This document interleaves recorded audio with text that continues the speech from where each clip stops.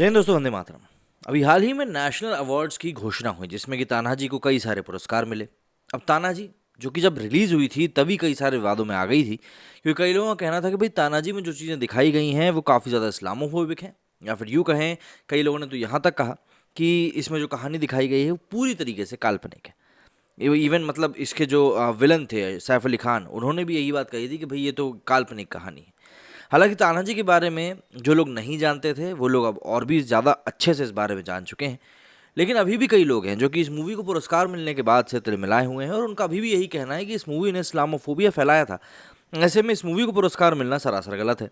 मतलब अभी भी अगर आप किसी एक पर्टिकुलर टाइम पीरियड को लेकर ये कहना हो कि भाई नहीं, उस समय पर तो वो चीज़ें हुई ही नहीं थी, जबकि प्रत्यक्ष तौर पर उस समय के प्रमाण मौजूद हैं कि उस समय मुगलों ने कितनी हिंसा करी थी, तो शायद आप आंखों में पट्टी बांध कर बैठना चाहते हो।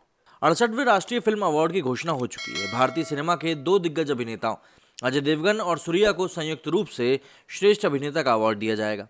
अजय देवगन को तानाजी द अनसंग वॉरियर के लिए, जबकि सूर्या को सुरडई पोत्रू के लिए यह सम्मान मिलेगा। दोनों फिल्में साल 2020 में आई थीं और दर्शकों ने इनको हाथों हाथ लिया था।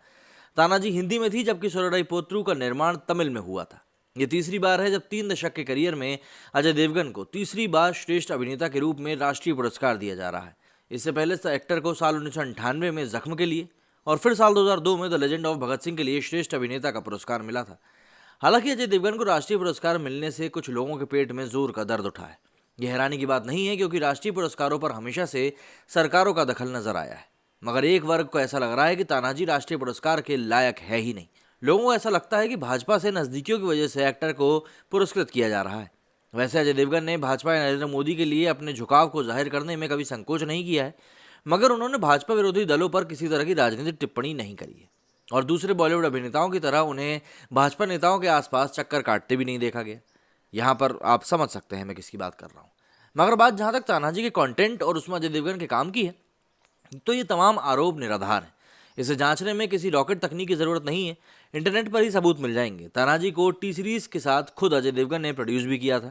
ये एक पीरियोडिक ड्रामा मूवी थी, भारतीय इतिहास के एक ऐसे योद्धा तानाजी मालुसरे की कहानी, जिसके बारे में महाराष्ट्र से बाहर बहुत कम लोगों को जानकारी थी। मगर मूवी के जरिए अब उन्हें अपने शूरवीर के पराक्रम का पता चला और लोग हैरान रह गए। तानाजी के कंटेंट को तथ्यहीन, सतही, औसत और प्रोपेगेंडा बताने वालों को समझना चाहिए कि काफ़ी लंबे टाइम के बाद किसी पीरियड ड्रामा के लिए दर्शकों का हुजूम सिनेमाघरों में भागता दिखा था। फिल्म ने बेशुमार पैसे कमाए थे। करीब 110 से 150 करोड़ के बजट में बनी ये फिल्म ने टिकट खिड़की पर अपनी लागत से कई गुना ज़्यादा कमाई करने में कामयाबी दिखाई थी। बॉलीवुड हंगामा के मुताबिक भारतीय बॉक्स ऑफिस पर फिल्म का लाइफ टाइम कलेक्शन करीब 289 करोड़ रुपए का रहा था। वहीं ओवरसीज बॉक्स ऑफिस पर भी मूवी ने करीब 90 करोड़ से ज़्यादा कमाए थे। इस तरह देखा जाए तो मूवी का कुल ग्रॉस कलेक्शन करीब 367 करोड़ रुपए से ज़्यादा रहा था। बॉलीवुड फिल्मों के लिहाज से ये एक ब्लॉकबस्टर कलेक्शन था। फिल्म की कमाई उनकी लोकप्रियता का सबसे बड़ा सबूत होती है। टीवी प्रीमियर में भी तानाजी भारतीय सिनेमा के इतिहास में सबसे ज़्यादा देखी गई फिल्मों में शुमार है। इंटरनेट का कोई ऐसा प्लेटफॉर्म नहीं है जहां फिल्म की तारीफ ना करी गई हो। यहाँ तक कि IMDb पर भी फिल्म की ओवरऑल रेटिंग 10 में से 7.5 है। करीब 30,000 से ज़्यादा रजिस्टर्ड यूजर्स ने इसे रेट किया है। करीब करीब 1000 की संख्या में यूजर्स रिव्यू करते हैं, जहां लोगों ने दिल खोलकर तारीफ करी है। यहाँ लोगों को जाकर देखना चाहिए कि फिल्म के बारे में आम दर्शकों की भावनाएं आखिर क्या है। IMDb पर भी जिन लोगों ने फिल्म की आलोचना करी है, उन्होंने भी असल में फिल्म के एजेंडाग्रस्त होकर प्रोपेगेंडा फैलाने के ही आरोप लगाए हैं। कोरोना महामारी से पहले IMDb पर सिनेमाघरों में रिलीज हुई किसी फिल्म के लिए ये रेटिंग हर लिहाज से शानदार मानी जाती है।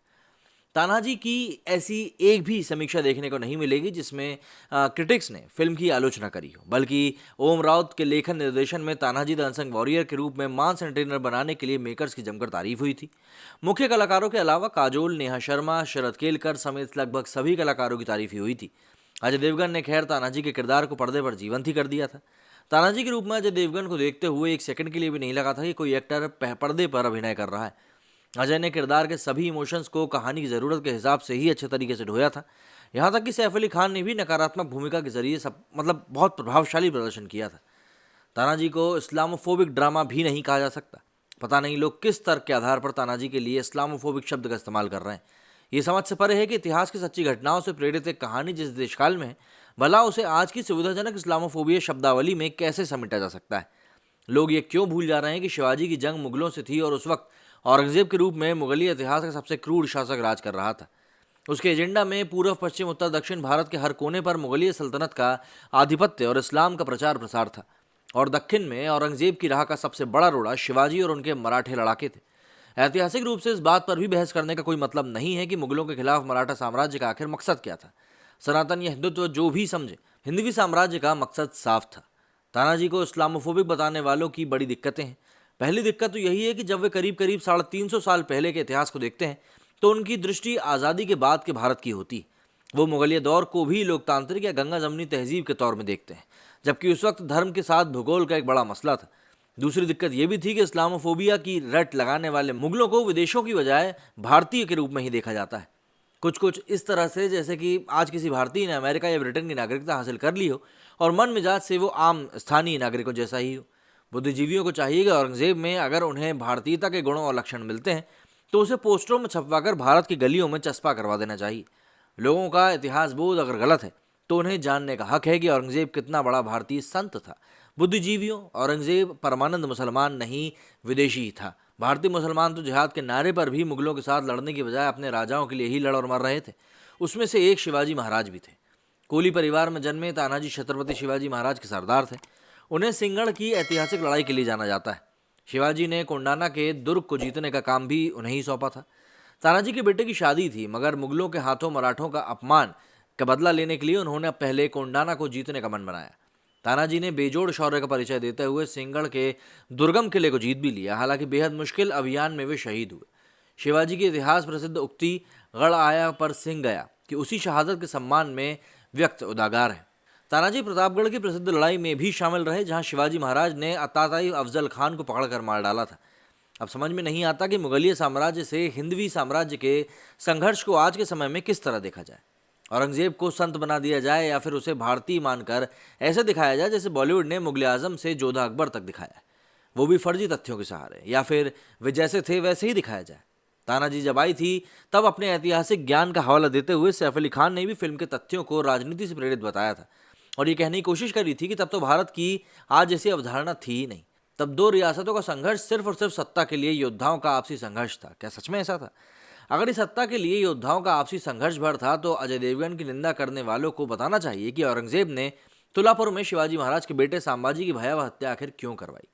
अजय देवगन जैसी फिल्म तानाजी जैसी योद्धाओं को भारत की सच्ची श्रद्धांजलि है।